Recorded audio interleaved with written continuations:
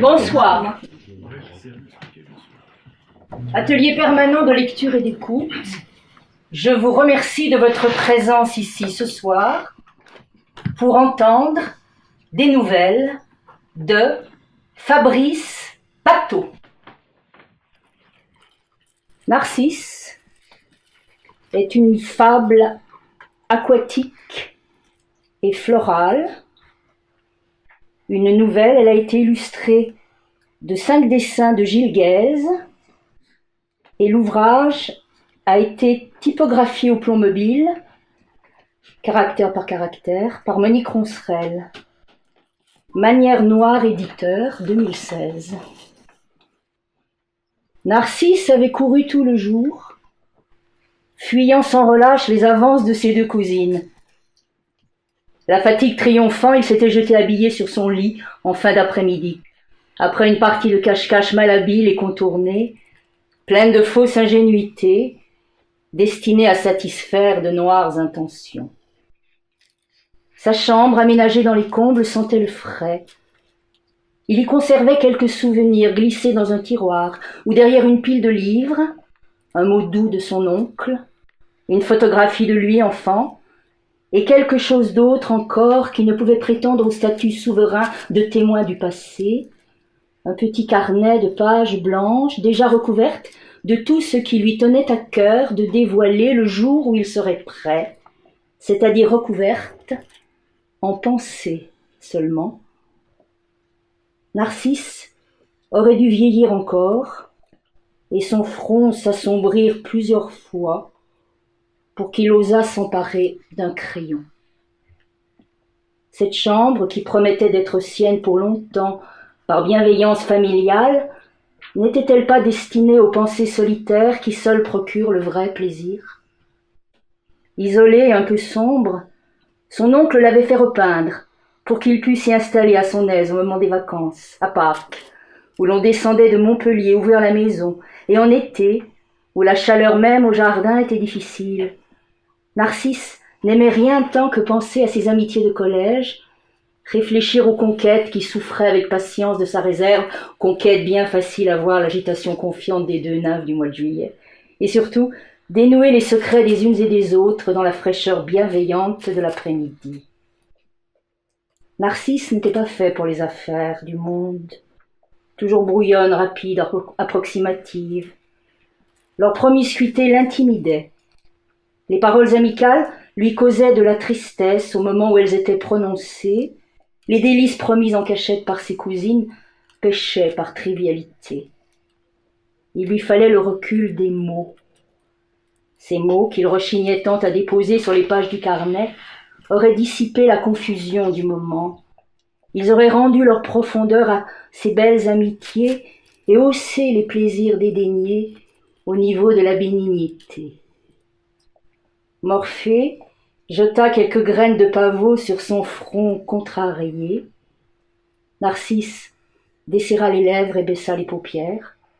Ses paumes lâchèrent le bord du drap qu'elle tenait serré comme la poignée d'un glaive, et son plus cher secret vint le visiter sans précipitation.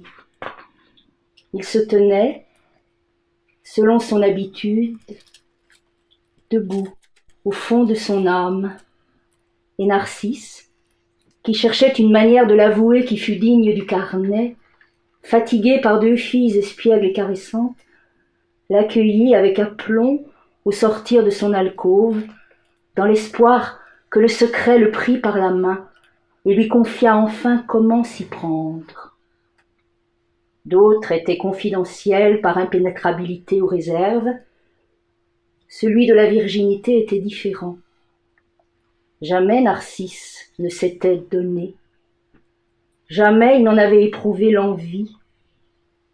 Le désir d'autrui lui semblait insipide, le corps de ses cousines trop différent du sien, les sourires complices de son oncle qui aimait sentir la jeunesse courir et changer d'humeur autour de lui, une faute pardonnable.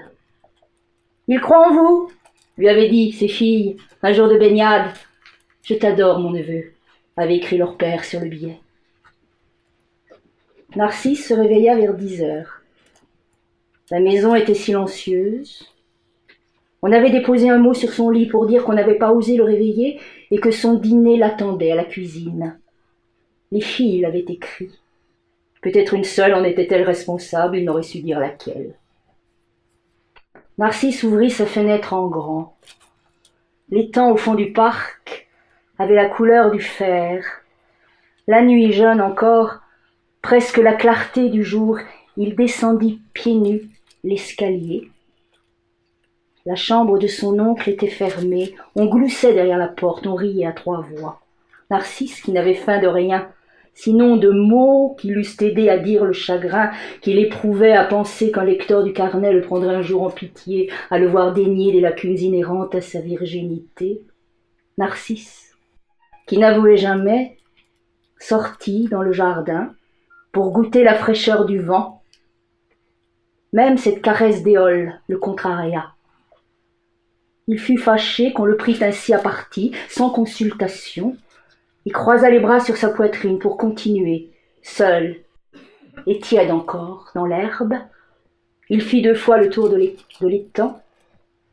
Comment dire cette chose, se demandait-il, comment dire que je ne suis ni vain ni imbu de ma personne, ni malheureux en aucune manière, comment protester que je ne suis jamais seul et n'ai aucun regret. Il se retourna pour regarder la maison. La lumière était allumée dans la chambre de son oncle. La fenêtre s'ouvrit brusquement et l'homme apparut dans l'encadrement, debout entre ses 2 filles. Il les tenait fièrement par les épaules. « Au bain, on arrive !» criait-elle, sans toutefois bouger, à la fois molle et péremptoire, attendrie et agacée par la fatigue. Narcisse s'avança dans l'eau, et lorsque l'eau toucha son menton, il détourna son regard de la maison et pencha la tête. Sa bouche effleura le reflet de ses lèvres. Son regard rencontra le sien, et il s'embrassa longuement, sans effusion, laissant refroidir son corps jusqu'aux pieds. Ses boucles brunes, d'ordinaire collées à ses tempes, flottaient à la surface comme de jeunes têtards. Les bulles jouèrent un temps encore avec ses cheveux, et Narcisse, qui descendait au fond sans souffle, sentit un bonheur végétal, une joie simple de fleurs sauvages, lui donner force et vie. Une faveur de la nature s'offrait à lui, blanche et vive et tenace, qui n'exigeait pas la dure rançon des mots.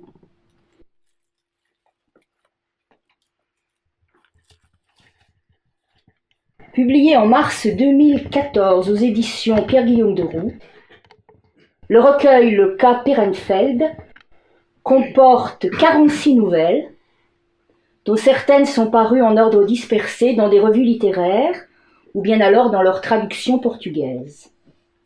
L'auteur a classifié les éléments dans ce qu'il appelle, comme en chimie, une table périodique, nommant les thèmes qui parcourent les nouvelles regroupés dans cette table, mais distribués selon une alchimie particulière au fil du recueil, et cette classification table périodique est amour, Angleterre, cannibalisme, douce France, échec, exil, frères, lâcheté, mères et fils, mode, musique, Orient, Paris, perte de temps, prostitution, rituel, vérité, Yiddishkeit. Dans la table périodique vérité, voici énigme dans le désert, 3 protagonistes. Ahmed, Ali et Azab, le lieu ensablé. Beaucoup de vent, peu d'eau, quelques routes très belles, larges et tachées de jaune. Les habitants d'ici sont soit des nobles, soit des chasseurs. Personne ne peut y vivre et remplir ces 2 offices. La différence tient à ceci, les nobles ne mentent jamais et les chasseurs ne disent jamais la vérité. Un matin, les 3 hommes marchent côte à côte sur l'une de ces routes. Comme prévu, il y a du vent et du sable et la route est jaunie par le soleil. D'abord, Ahmed dit quelque chose.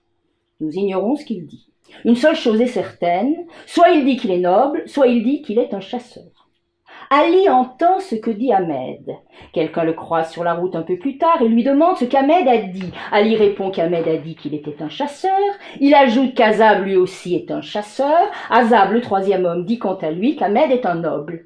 Lequel est quoi? Et comment le saurons-nous? Séparés par la légende du cercueil de verre sous la table périodique Orient, retour à la vérité avec solution de l'énigme. Si Ahmed était un chasseur et le disait, il dirait la vérité, ce qu'un chasseur ne fait jamais. S'il était au contraire un noble et disait qu'il était chasseur, il mentirait. Mais un noble ne ment jamais, Ahmed a donc dit « je suis un noble ». Il s'ensuit qu'Ali a menti lorsqu'il a répondu plus tard sur la route qu'Ahmed lui avait dit qu'il était un chasseur. Ali, quant à lui, doit bien sûr être un chasseur, puisque seuls les chasseurs mentent. Et puisqu'Ali est un menteur, dans ce pays de sable et de routes jaunes, il ment encore en prétendant qu'Azab est un chasseur. Azab est donc un noble. Et Ahmed, nous savons ce qu'il a dit, mais nous ne savons toujours pas qui il est. Azab, qui ne peut mentir, a dit qu'il était un noble. Azab dit le vrai, il faut le croire. Ahmed est un noble, comme lui. Dans la table périodique Exil, le mauvais ange. C'était l'automne, octobre. Je ne dirais pas ce qu'il faisait. Il faisait doux, mais on allait droit devant soi, le cœur léger. Et il y avait encore de beaux décolletés. Pour l'ouverture de la saison 1786-1787, le directeur du théâtre municipal de Naples se crut bien avisé d'inviter monsieur de Casanova à jouer son propre rôle dans scène choisie de la vie de Casanova. L'homme venait de s'échapper des geôles de Venise à l'âge respectable de 81 ans. Qu'il fût en disgrâce dans la Sérénissime et en cavale de par l'Europe galante, suffisait à lui donner l'estime de M. Contigny. Les routes n'étaient pas sûres. On alla le chercher par bateau dans une auberge de Gênes pour le conduire à Naples. On se moquait éperdument ici du jugement des doges, graves et hautains. Leurs petits chapeaux rouges faisaient bien rire, on voulait voir de près ces prouesses amoureuses, les applaudir, se faire un avis avec ses yeux, sans avoir à lire les monumentales mémoires. On prétendit à des fins publicitaires qu'il avait écrit cette pièce lui-même de sa prison, ce qui était faux. On congédia les acteurs qui s'étaient proposés pour le rôle, les meilleurs comme les pires. On les indemnisa, on indemnisa leur impresario sans distinguer les grands des véreux.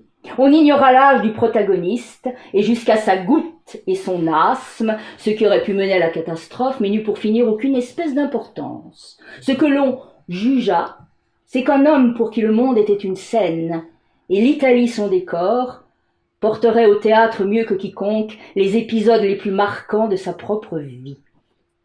Le docteur le pensait, le directeur le pensait, le public en était persuadé. Tous ignoraient à quel point il voyait juste. Il faut pourtant avouer que les augures étaient assez mauvais.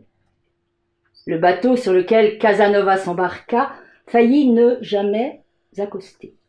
Son capitaine le dirigea à l'aveuglette, guidé par une lune pleine et jaune qu'on avait prévue blanche et diminuée d'un quart. Le Stromboli faisait du bruit. Les mâles prirent l'eau, et il fallut sécher lentement les perruques avec des éventails pour ne pas risquer de casser leurs cheveux en les refrisant trop vite au fer chaud. Contigny ne vit rien de ces signes étranges, tant il était à ses affaires et à sa roublerie, absorbé tout entier par son travail d'organisation et ses manœuvres d'homme fier et habile. Il accueillit Casanova chez lui.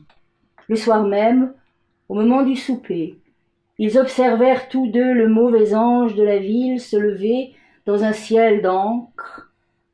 Ils continuèrent à boire leur vin et ne firent aucune remarque. Avec la même légèreté, Monsieur Frary, le directeur du Théâtre Royal, qui ouvrait lui aussi la saison, accueillait le marquis de Sade chez lui le même soir, avec de belles idées en tête. Ils en étaient pareillement au souper, lorsque la lune se leva. Ils entendirent comme les autres les grondements du volcan et aperçurent un nuage menaçant de glisser du Stromboli vers la rade de Salerno. Ils ne s'en soucièrent pas plus que leurs concurrents. L'invité de M. Frary vit avec soulagement son bateau quitter sans lui la baie de Naples. Le marquis était fatigué par le voyage, mais calme et détendu, ses habits étaient secs et repassés. Il devait jouer dès le lendemain dans la première de Scène choisie de la vie du marquis de Sade. Sade avait 68 ans. Il n'avait pas écrit une seule réplique de cette œuvre, pas plus que Casanova n'avait conçu la plus petite indication scénique de sa prétendue comédie. Le bruit courait qu'il avait lui aussi conçu cette pièce en prison. On disait qu'il s'était échappé de la Bastille par un tunnel, creusé avec une cuillère en argent, frappé aux armes de sa belle famille. On ne s'arrêtait pas à si peu. Si Casanova avait multiplié les aventures et caché jusqu'à 3 femmes sous son lit, Sade en avait fait enlever 20 dans la même journée, qui avaient disparu en Bretagne, dans les caves de son château. Casanova en prenait 10 par soirée, Sade en consommait 30 et plus. Casanova les embrassait, Sade les empalait. La séduction et la sodomie gagnaient tous les esprits. Ils avaient eux deux écrit et fait bien des choses qui marquaient l'esprit du temps. L'un comme l'autre s'étaient plaints en prison de la mauvaise qualité des chandelles et de ce qu'on repassait mal leurs habits. Cela les rapprochait plus que ce dont on les accusait et qui forçait l'admiration. Le siècle était vieux et l'on entrait dans l'époque où tout, pour plaire, devait être scandaleux. On finit de souper de part et d'autre vers 1 heure du matin et l'on fut assez vite réveillé. Les spadassins de M. Contigny vinrent brûler l'effigie de Sade sous les fenêtres de M. Frary vers les 2 heures, et ceux de M. Frary, celles de Casanova à peu près au même moment. Il y eut des coups de part et d'autre, des bouteilles renversées, des oreilles tranchées, et une forte odeur de poudre.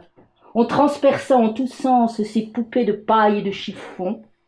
Le froid nocturne figea la cire fondue dans leur visage sur le pavé. Casanova applaudit de son balcon, Sade du sien fit de même.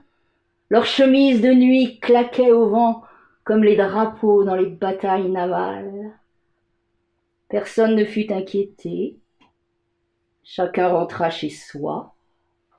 Naples était prête et remercia son mauvais ange.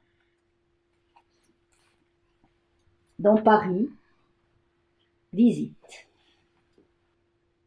Je me demande encore ce qui a pu te décider la première fois.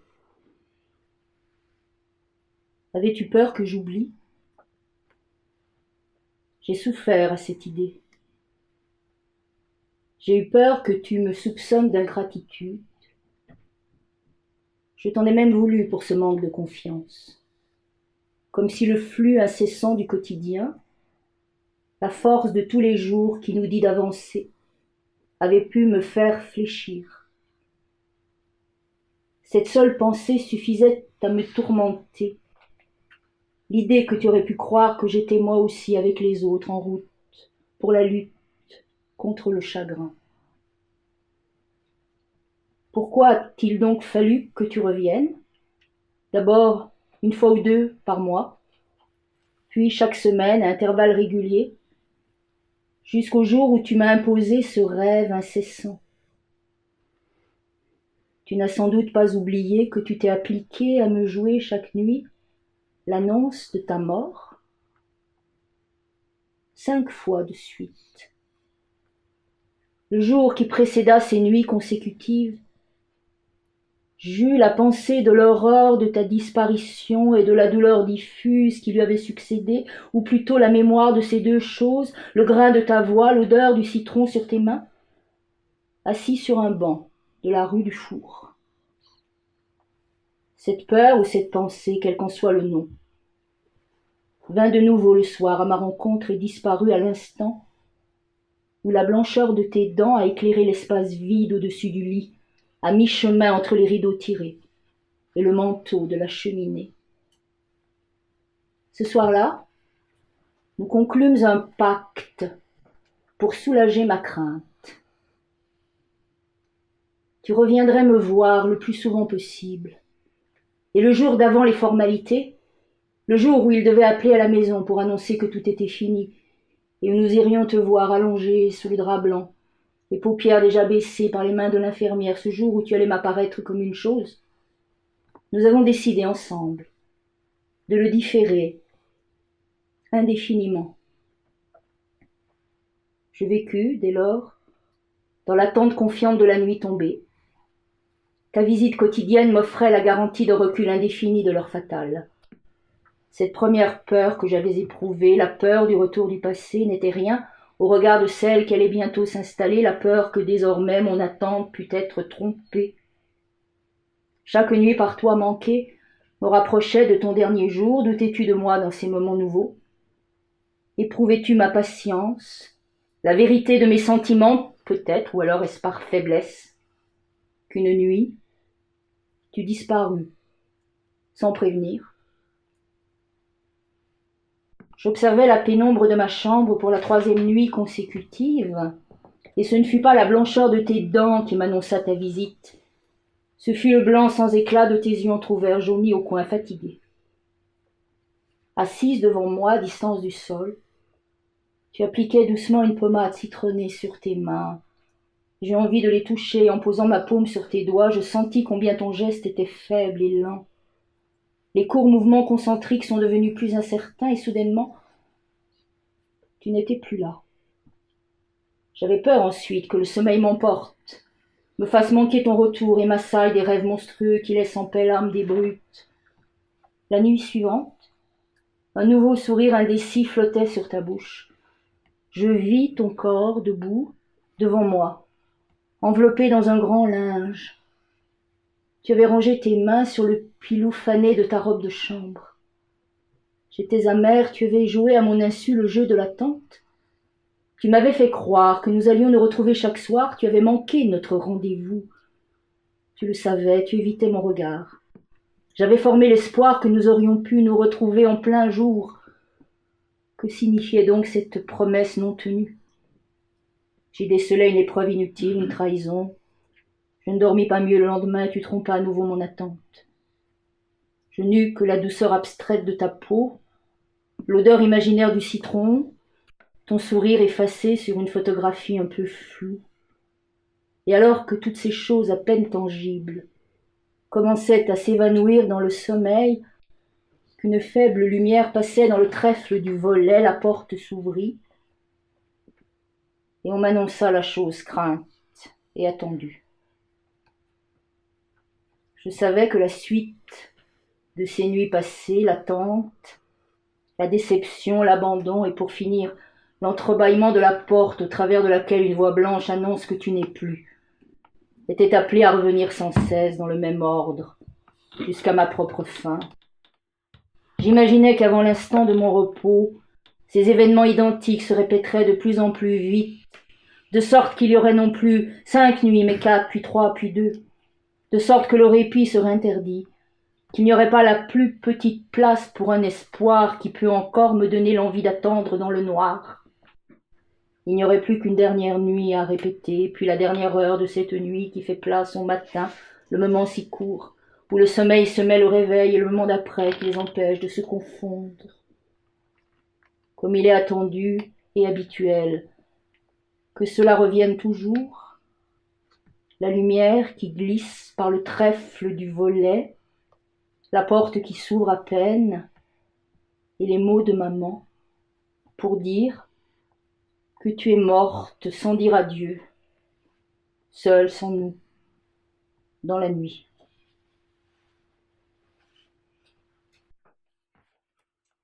dans Yiddishkeit, les fourreurs.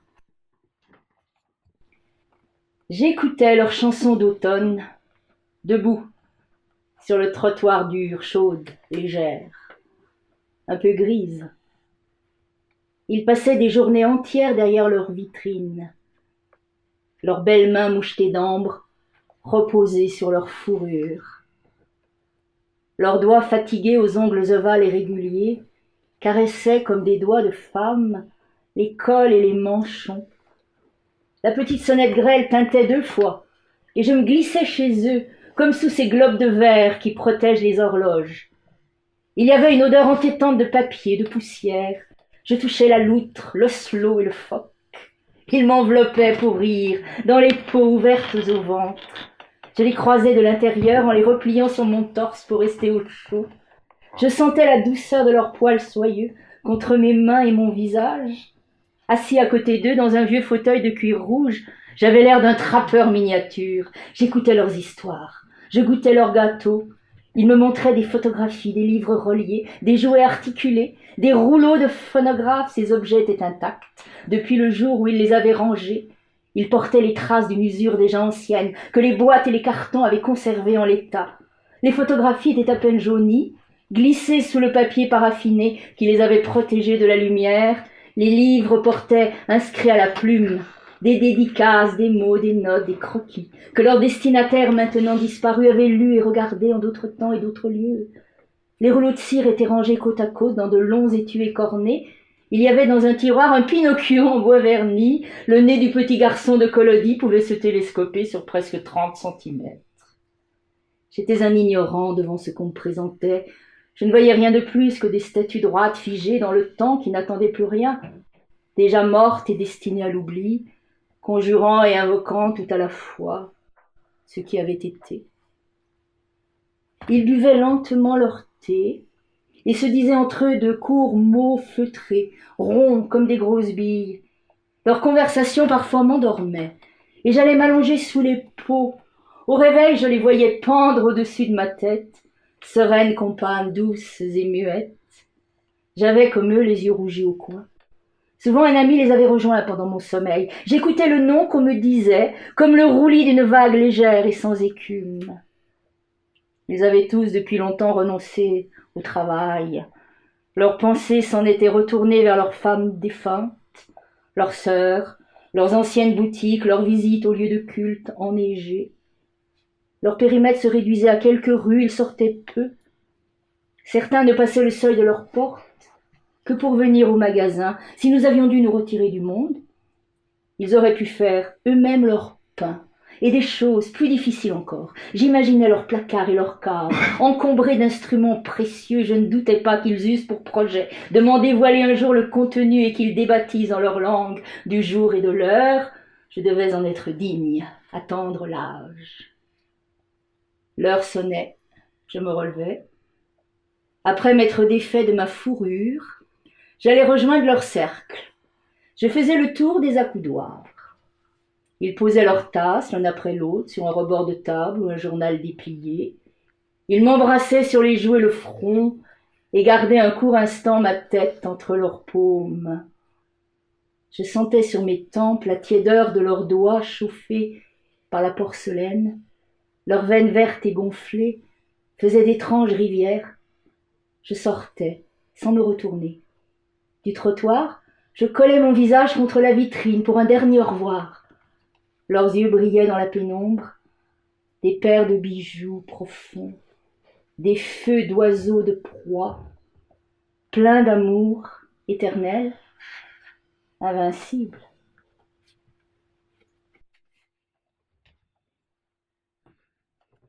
Dans musique, invitation à un démontage. J'étais si mal assis dans ce train avec cette grosse femme collée contre moi, son sac à main de forme oblongue, mat sur le dessus, lisse sur les bords comme un calisson, à moitié posé sur mes genoux. Je croisais et décroisais les jambes pour manifester mon besoin légitime d'espace, et c'est ainsi que la semelle de ma chaussure effleura son mollet grassouillet. L'inévitable gomme à mâcher, mieux connue sous le nom de chewing-gum, ramassé très certainement à la gare de départ, accrocha son bas épais de couleur chair. En s'écartant par politesse de sa rotule, mon pied droit déroula un fil élastique d'une longueur épouvantable. « Veuillez m'excuser, dus-je dire en le dévissant au niveau de la cheville. Je me levai en sautillant sur la jambe gauche. J'attrapais mon bagage à main, pendant qu'elle se collait derrière moi et enfonçait ses mains dans les poches de mon veston pour m'aider à maintenir mon équilibre. Je rangeais soigneusement mon pied, toujours chaussé, dans sa boîte, un magnifique coffret en acajou fait sur mesure à Cracovie et matelassé d'une belle soie mauve. « Merci encore, ajoutai-je, espérant clore l'incident par 2 mots de politesse. Elle se remit à la lecture d'un ouvrage de grand format dont les pages avaient l'air difficiles à tourner. Le vent qui soufflait par la fenêtre les gonflait. Comme les voiles d'un navire, je me penchai par-dessus son épaule pour satisfaire ma curiosité. Elle me demanda avec froideur si je pouvais soit l'aider à les tourner, soit fermer la fenêtre. Aurais-je eu en bref l'obligeance d'être utile? Pour toute réponse, je passai un bras derrière son dos. « fit-elle.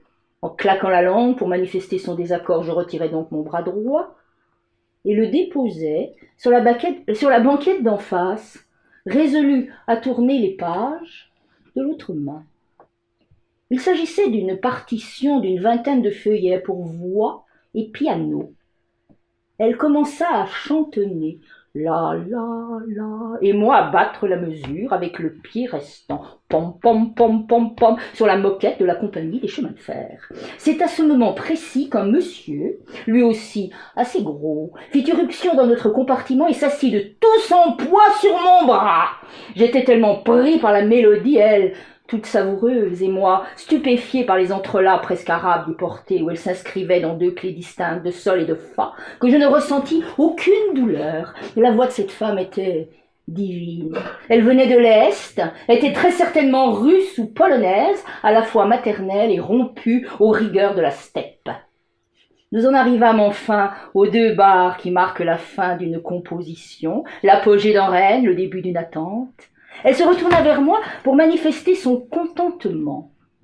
Il était grand et fort. Elle avait oublié le vent qui passait par la fenêtre et crut devoir donner libre cours à sa joie en me tirant les oreilles, lesquelles lui restèrent dans les mains. Pouvait-elle les remettre à leur place dans le sac à oreilles rangé dans la poche intérieure de ma malle de voyage? Elle s'exécuta sur le champ sans se faire prier.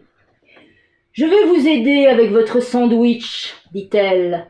Pour se faire pardonner là, on va se débarrasser de ce bras encombrant. Je vous mets la petite serviette, permettez que je la noue bien serrée derrière le col, et voilà, une bouchée pour le monsieur. » Le vieux en face me faisait signe de mordre dedans, et c'est ainsi que je fus conduit à mastiquer sous leurs ordres. Elle ramassait les morceaux de jambon qui tombaient sur mon pantalon, ceux que sa main ne parvenait pas à rattraper assez vite, et lançait partout des regards concupiscents. Leur conversation s'animait, je ne l'entendais que faiblement rapport aux oreilles, mais le sentiment grandissait en moi qu'ils n'étaient pas à leur première rencontre. Il y avait quelque chose dans leur attitude qui trahissait l'entente, la farce, et même le complot. En guise de dessert, elle m'enfourna une pomme bien verte et brillante dans la bouche, une pomme comme il faut, un vrai fruit de chez le fruitier. Sur quoi le vieux se mit à tirer sur ma jambe restante comme un dératé, et dans un accès d'hilarité démentielle, la fit tourner en l'air, telle une majorette son bâton. Elle le pria de se calmer, décolla avec ses ongles les morceaux de fruits pris entre mes dents, et m'essuya la bouche avec son mouchoir à elle, toujours avec cet air d'avoir de l'appétit. Nous approchions de la gare d'arrivée. Sans prévenir, elle me plaqua contre la banquette comme au stade le jour du match. Pendant que mon tronc se débattait de toutes ses forces, le vieux en profita pour me fondre dessus, me dévissa la tête et la lança comme au basket, dans le filet à bagages. Je me cognai le nez contre la paroi en formica. Le reste de ma personne, un peu hagard, resta pantois sur la banquette, le train s'arrêta. De là-haut, je les observais enfiler leurs manteaux, ramasser leurs effets. C'est lui qui, dûment chapeauté, sortit le premier du compartiment. Lorsqu'il eut disparu dans le couloir, elle sortit en douce une carte de visite de son sac, griffonna rapidement quelques mots à mon attention et la glissa derrière la pochette de mon veston. Dans l'angle de la porte, elle souffla un baiser sur son gant en veau retourné et me dit en détournant la tête « Venez au concert demain soir, cette ville-ci Il n'y a qu'une salle, 8 heures, je compte sur vous. Je ne répondis pas. Elle rajusta ses gants en tapotant le cuir entre chaque doigt comme on fait pour vérifier la taille. Je restai muet. Elle s'arrêta tout net, croisa les bras, me regarda droit dans les yeux et ajouta « Douchka, je serai très déçue si vous ne venez pas. »« Je viendrai, je n'y manquerai pas, » lui répondis-je, le plus aimablement du monde. Elle put vérifier dès le lendemain que j'avais décidé de tenir ma promesse. Dans la table cannibalisme, mâcher, ma chère, chère. Pas plus tard qu'hier, en rangeant mon nouvel appartement, je l'ai choisi parce qu'il ressemble à une tour amputée par le haut, tantôt ouverte sur un pan de ciel imprévisible, tantôt dégagée, tantôt nuageux et au fond de laquelle je me tords le cou pour observer les augures. Pas plus tard qu'hier donc, je trouvai un billet dans l'un des cartons ayant servi à ranger les affaires de la penderie, glissé entre 2 chemises. Parfaitement énigmatique pour moi. Il ne peut que revenir à l'un des anciens locataires des lieux que j'ai quittés. Il y avait parmi ces gens une cantatrice de l'opéra de Budapest, une jeune femme espagnole de très mauvaise réputation, et un octogénaire respectable, fourreur de profession. Je le transcris ici avec une certaine gêne. C'est le caractère extraordinaire de son contenu qui me fait oublier toute pudeur. Je n'ai rien modifié des inscriptions qu'une main ferme et intrépide, guidée, je pense, par la dictée, a tracé sur le papier à carreaux. Mais qui peut concevoir le portrait de celui qui a écrit cela sans trembler? Je laisse cette œuvre minuscule à votre méditation. Il s'agit d'une lettre, glissée à l'origine dans quelque boîte, malle ou valise, contenant un bien funeste cadeau. Mon chéri, veuillez trouver ci-joint le meilleur de moi-même. Ces parties, soigneusement choisies de mon anatomie, en parfait état de conservation, lavées et récurées. Je les aurais fait repasser s'il s'était agi de linge, ou momifiés si j'avais été un riche Thébain, soucieux des traditions. Je vous les offre généreusement, une dernière fois. Vous trouverez dans le sac du dessus, le violet. Soupesez une fois de plus, je vous prie, vos préférés, et offrez-vous le luxe de ce qui, je l'espère, vous servit assez bien. Faites-en, ma foi, ce que bon vous semble. Mes oreilles, celles-là même dont vous aviez pris l'habitude de contourner le pavillon du bout de l'auriculaire avant d'en faire chaque matin le réceptacle de vos délicieuses cochonneries, sont à présent juste en dessous de l'étui orange. J'ai mis dans la petite boîte jaune les pieds, contre lesquels vous adoreriez coller les vôtres, éternellement glacés, été comme hiver. Vous y trouverez aussi mes doigts, mes petits inquisiteurs comme vous aimiez les appeler, et mon nez, que vous affectionniez au point de composer des odes pindariques en son honneur et de coller tout contre certaines parties pour le moins étonnantes de votre anatomie. Surtout, mâchouillez-moi bien tout cela, celui qui vint avant-hier sans rien cacher et en repartit en morceaux. Songez à mes habits qui pendent, désolés, au fond des penderies. Profitez un peu de celui qui leur prêta vie devant vous et leur confia quelques beaux rôles, frère, amant, banquier, homme de ménage, dans cet ordre chronologique. Je crois n'avoir rien oublié. Je me lègue à votre science et vous quitte, hélas, pour de bon. Mais consolez-vous. Comme vous le voyez, je suis toujours, mort ou vivant, tout à vous, sans détachement. Pauvre amour, adieu. Votre très dévoué et affectueux Georges. dans la table périodique Paris, voici vent. Crescendo. Tout cela, Pierre, est arrivé si soudainement. Ce n'a été pour commencer qu'un souffle ténu sorti des lèvres d'un amour joufflu, perché en haut d'une fontaine sèche. Il cracha vers le ciel un jet froid, d'air froid, au lieu de l'habituel ruisseau quasi vertical de fraîcheur, caressant la nuque des innocents accoudés au bassin. Personne n'y prêta la moindre attention. Dans la chute de sa parabole, il repoussa quelques mèches, puis rebondit mollement, souleva les jupes jusqu'à la lourde étoffe des manteaux. Il s'enroula, s'étira en arabesque, et se fit tout petit pour s'introduire dans les serrures chointantes du quartier Saint-Sulpice.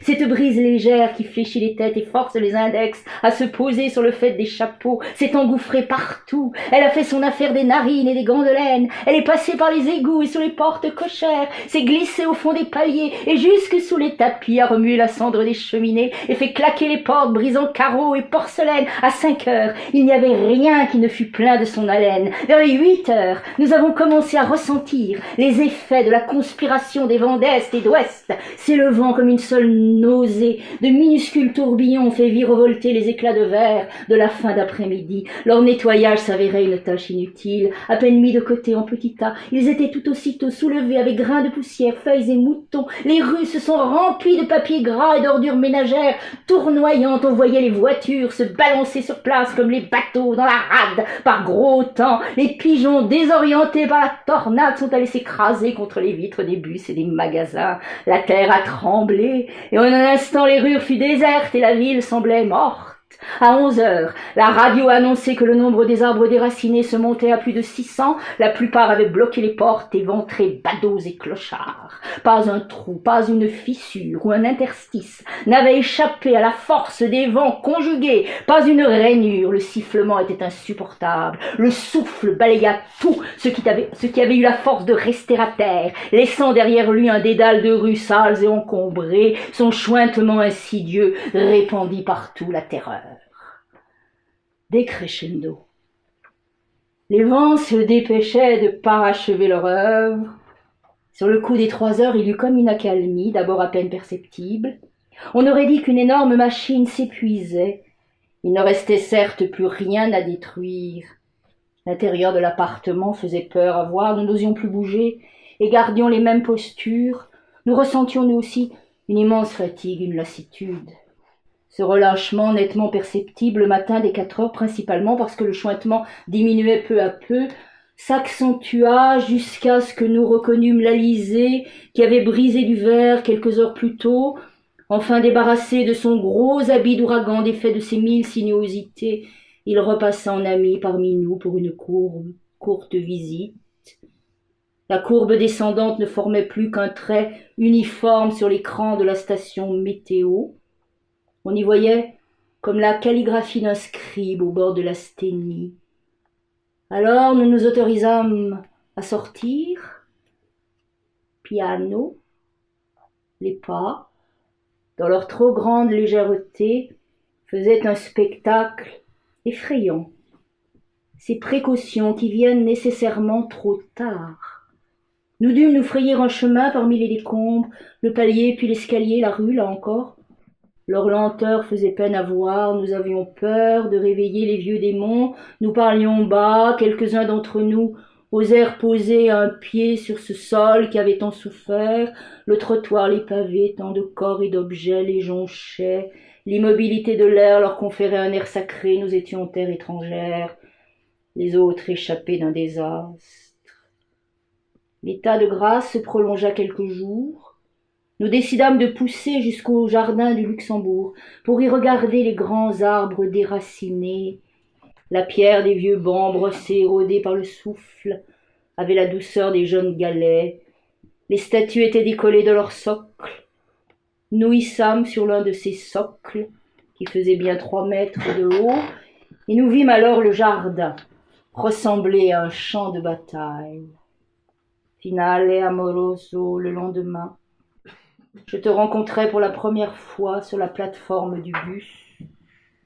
Tu regardais avec égarement le paysage désolé Une brise légère t'a décoiffé. Ce fut mon prétexte. Je t'ai aussitôt rassuré. Ce n'était que la vitesse du véhicule. Tu as tourné la tête pour constater qu'en effet, les branches des arbres ne sciaient pas. Tu as observé tout fort en riant qu'aujourd'hui leurs feuilles restaient bien accrochées. Quelque chose est venu se déposer sur ton œil. Du pollen, peut-être une poussière. La paupière à demi fermée. Tu as cherché un mouchoir dans ton sac, les mouvements du buste t'ont fait perdre l'équilibre, tu t'es pris l'ongle dans le fermoir en voulant ranger le mouchoir, puis tu as dressé ton index comme un i devant ta bouche. En plissant très fort les yeux, tu as soufflé dessus pour faire frais. Les voyageurs sur la plateforme se sont retournés et t'ont foudroyé du regard. Alors en guise de réponse, tu as relevé la tête et les as souffletés d'un deuxième assez dédaigneux. Nous avons dû descendre à l'arrêt suivant, mais trop tard, car on nous suivait déjà. Alors nous avons longé la grille du jardin et nous sommes allés nous asseoir au bord du bassin. Il faisait tout à coup un peu frais. Tu soupirais, mécontente. Ce n'a d'abord été qu'un souffle ténu, sorti des lèvres d'un amour joufflu, perché en haut d'une fontaine sèche. Dans Mère et Fils, diabolique. Leur affection est sans borne. La mère d'abord. Alitée, entourée de toutes les attentions depuis plusieurs mois avant l'accouchement. Elle repose mollement sur ses oreillers. Des bandelettes immaculées resserrent la chair de ses jambes lourdes. Puis le fils, lavé, enduit, talqué, protégé du chaud, du froid, du vent, du manque de vent, de toutes les intempéries, réelles ou fictives, des étrangers. Les murs de vos maisons se fissureront. Vos femmes engendreront des monstres. La laine de votre bétail empestera la plaine et détruira de son souffle tout ce qui vit. Vous voudrez fuir, mais où que vous irez, la terre s'ouvrira sous vos pieds.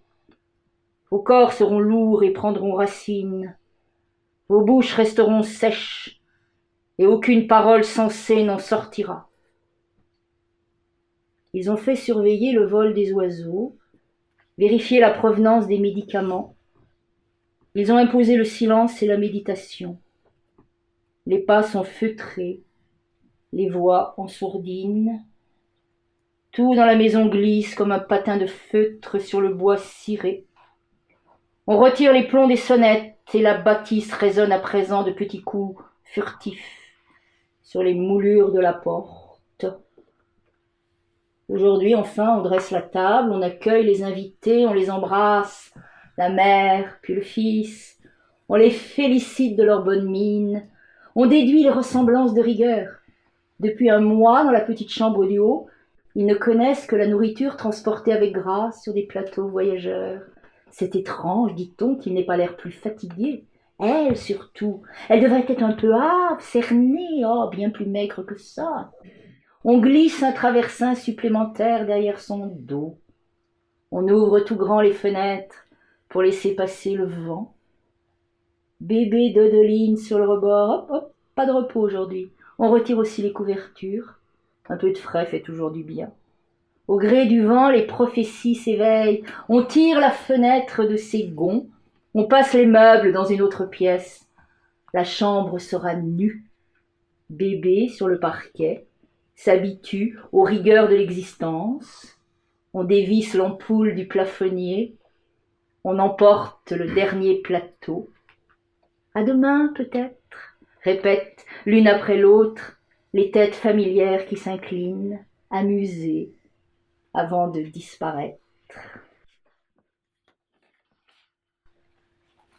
Dans la genèse détaillée des différentes nouvelles, Fabrice Pateau indique, pour cette dernière que je lirai, Destination Australe a été écrite pour le livre Les théâtres immobiles, consacré au diorama de Marie-Claude de Bruneuf, publié aux éditions du Seuil, sous la direction de René de Sécati en 2008. Elle s'inspire directement du diorama I Presume qui avait alors ce titre. C'est l'ours blanc qui parle. Je note que le révérend Walker apparaît dans deux autres dioramas tout autant dignes d'attention. Le rêve du révérend Walker, 1999 avec l'ours, et Dracula, 2006, sans la bête. Le 3 mâts, l'endurance, est déjà là dans L'ombre sur l'endurance.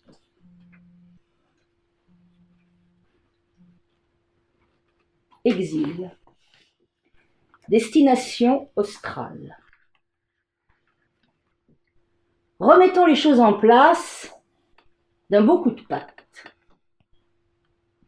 De noir vêtu et ferme sur la glace, vous m'attendiez, cher Walker, et non point le contraire. Votre inénarrable chapeau planté droit sur le chef.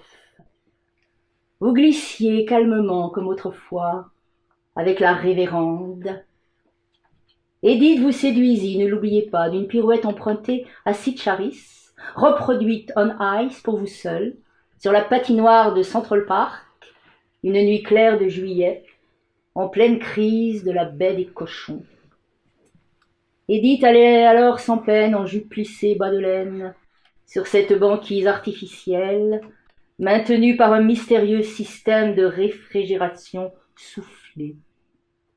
Vous l'observiez, comme un petit garçon rêveur guidé par la lune.